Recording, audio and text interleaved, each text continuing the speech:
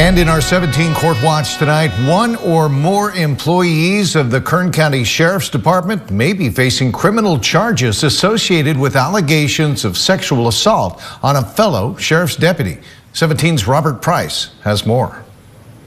Forcible sex on the hood of a patrol car, rape in a sheriff's department conference room, a home invasion for the purposes of sexual persuasion, and a series of unwanted advances, lewd comments, and retaliation by more than a dozen Sheriff's Department employees over the past decade, all directed at one individual. Those allegations and more are contained in court documents, including a $5 million claim against Kern County, filed over the past 6 months by a senior deputy, Carly Snow of Bakersfield. The Bakersfield Police Department is taking some of those accusations seriously enough to refer the case to the District Attorney's Office. What those charges might be and against whom is unclear. But Snow names names, places, and circumstances in court documents, including restraining order petitions filed against 2 different colleagues. The DA's office confirmed that, quote, "a complaint has been filed to our office and is still under review," end quote, but also noted that certain cases involving law enforcement personnel automatically are forwarded to the DA as a matter of unwritten, unofficial policy. The DA typically brings charges against a defendant only after a law enforcement agency has recommended charges, and the DA's review of that recommendation concludes that charges are warranted. The 32-year-old Snow has been a deputy for 11 years, assigned to the Metropolitan Bakersfield Patrol. She works a lot.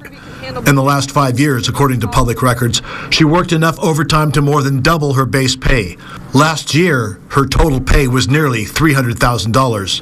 For reasons the Sheriff's Department will not disclose, Snow was placed on administrative leave in April. The same day, Snow said, she filed her first complaint alleging harassment. She told 17 News, quote, "it's very petty," but declined further comment. She remains on paid leave.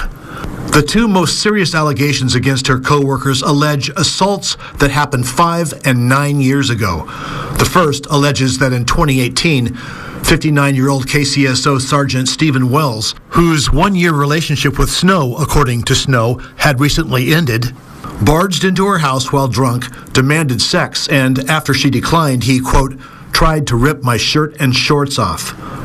After Snow refused his advances, she claims, Wells apologized and left, but allegedly continued to text and stalk her, and once claimed to have personally tainted her coffee. That petition, alleging domestic violence, was filed May 17th. According to multiple sources, Snow made an audio recording of the alleged encounter. Snow told the Guardian newspaper in 2015 she was inspired to join the Sheriff's Department after, ironically, her mother was murdered by a violent partner.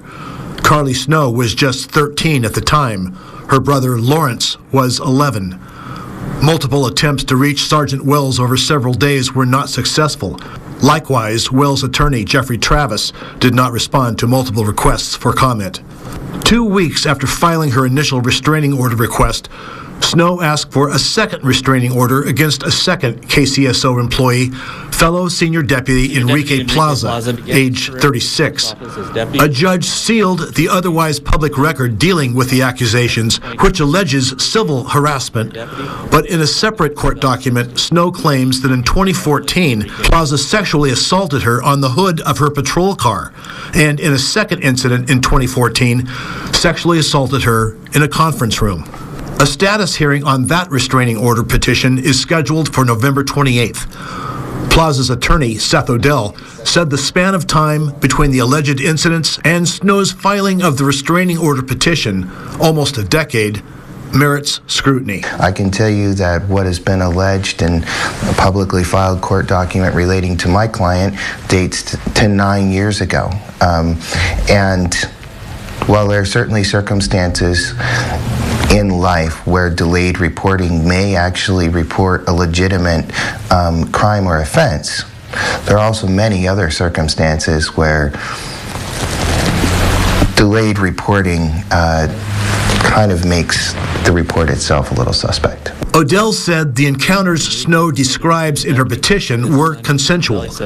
Plaza's career, Odell said, may rest on the outcome of that restraining order request. There are consequences to a civil restraining order that would prevent him from not just having contact with Ms. Snow, but from also continuing in his occupation as a sheriff's deputy.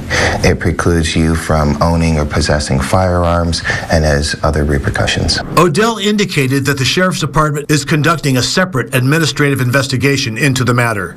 Kern County Sheriff Donnie Youngblood declined to comment on the case, referring questions to the County Counsel's office, which, through a spokeswoman, also declined to comment, citing active litigation. Carly Snow's attorney, Nicole Hajar of Los Angeles, said through an aide she and her client would not comment until, quote, the time is right. Attorney Odell urged the public to keep an open mind about his client, Senior Deputy Plaza.